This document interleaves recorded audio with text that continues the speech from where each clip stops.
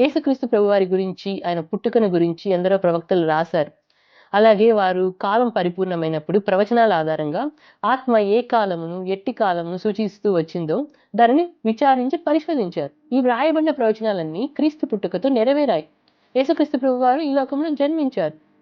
తండ్రి తనకిచ్చిన పనిని యేసుక్రీస్తు ప్రభువారు సంపూర్ణంగా నెరవేర్చి, శిలువలో మరణించి, తిరిగి సజీవుడై పరలోకానికి ఆరోహణమై, తండ్రి కుడిపార్శ్వమందు ఆసీనుడై ఉన్నాడు.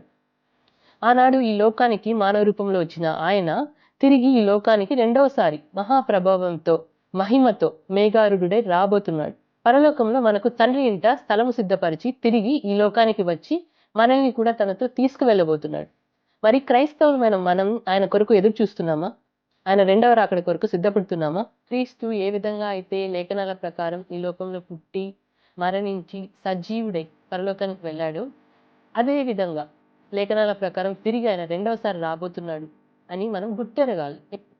కాబట్టి ఆనాటి ప్రవక్తలు క్రీస్తు పుట్టుక కొరకు ఎదురు చూస్తే, నేడు మనం ఆయన రాకడ కొరకు ఎదురు చూడాలి.